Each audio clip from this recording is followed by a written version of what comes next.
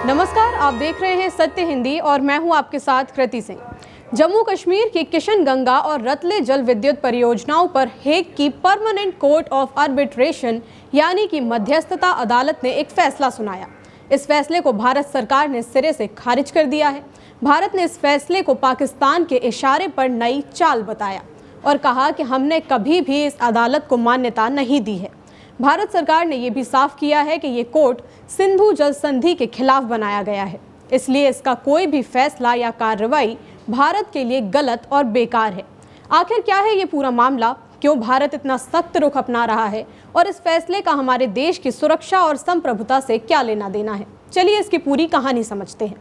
दरअसल ये कहानी शुरू होती है 1960 से, जब भारत और पाकिस्तान ने विश्व बैंक की मदद से सिंधु जल संधि पर दस्तखत किए थे। इस संधि के तहत 6 नदियों का पानी बांटा गया। भारत को सतलुज, ब्यास और रावी नदियों का पूरा हक मिला, जबकि सिंधु, झेलम और चिनाब नदियों का ज़्यादातर पानी पाकिस्तान को जाता है। लेकिन इस संधि में भारत को एक खास इजाज़त भी मिली, वो इन नदियों पर रन ऑफ रिवर जल विद्युत परियोजनाएं बना सकता है, यानी बांध बनाकर बिजली पैदा कर सकता है बिना पानी रोकने की ज़रूरत के। इसी के तहत भारत ने जम्मू कश्मीर में 2 बड़ी परियोजनाएं शुरू की।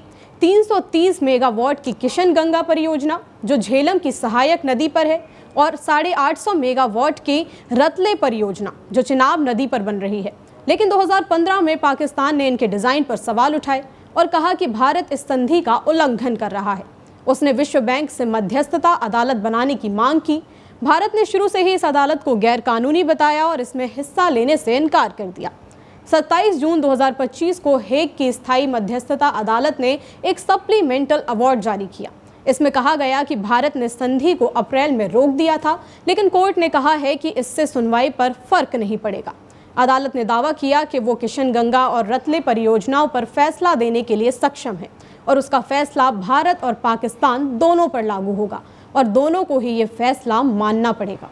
पाकिस्तान ने इस फैसले को अपनी जीत बताया। पाकिस्तान का कहना है कि भारत एक तरफा रूप से इस संधि को खारिज नहीं कर सकता। पाकिस्तान ने यह भी कहा कि वो भारत के साथ सार्थक बातचीत चाहता है, जिसमें कश्मीर, व्यापार और आतंकवाद जैसे मुद्दे शामिल होंगे। लेकिन भारत ने इस फैसले को पूरी तरह से खारिज कर दिया। भारत ने साफ साफ कह दिया कि ये तथाकथित मध्यस्थता अदालत खुद सिंधु जल संधि का उल्लंघन है।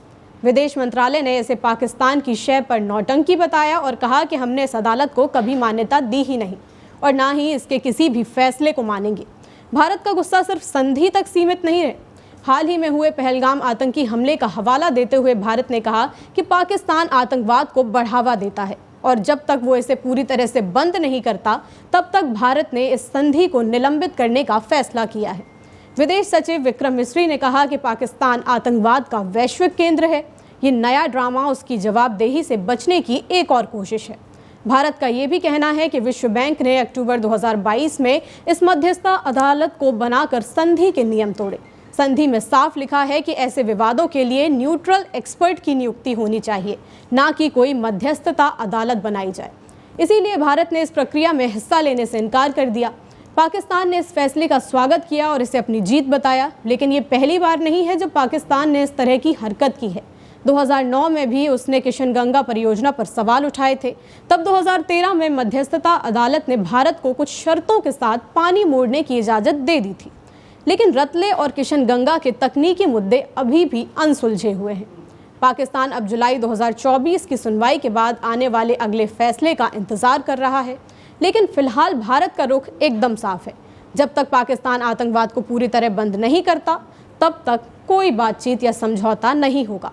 आपको बता दें कि सिंधु जल संधि 1960 में 9 साल की लंबी बातचीत के बाद बनी थी।